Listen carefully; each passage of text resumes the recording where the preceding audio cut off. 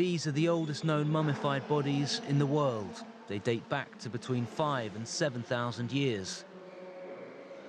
Settled in the Atacama Desert and coastal bays of northern Chile, the Chinchorro people developed techniques to preserve their dead some 2,000 years before similar practices began in ancient Egypt. The arid conditions in the region have preserved these mummies, and today over 100 of these bodies lie in this museum. With carbon dating, we have determined this body is from 5,000 years ago.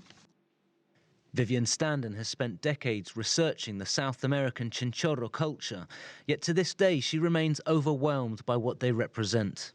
We say 5, 6, or 7,000 years as if it's nothing, but it is an incredible amount of time.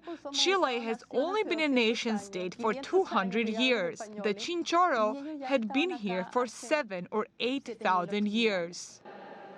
Many Chinchorro mummies are on display in this museum in the small town of San Miguel de Azapa, yet there are hundreds, possibly thousands, still lying under the nearby city of Arica. Where this museum is and around this street and the next one is full of mummies. Okay. It's like a necropolis. Bernardo Arriaza is one of the chief investigators exploring the Chinchorro culture.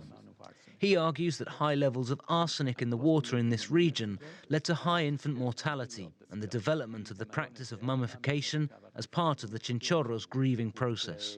One thing is very intriguing. They are buried very shallow, about 50 centimeters to 1 meter of depth. And what are the theories as to why that is? I think one of the ideas is that they were never really buried per se, so they were kind of exposed. So it's like it was a daily interaction, the living with the dead.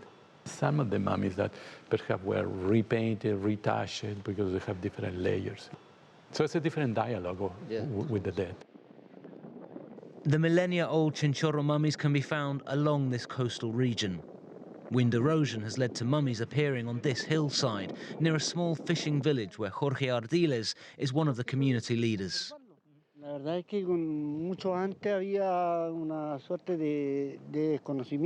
long time ago, there was not so much known about the importance of these remains. We want this to be given importance abroad. We are working with the university, the local council, and the state to have it named as a World Heritage Site, which is what it deserves, because of how the Chinchorro mummified the dead.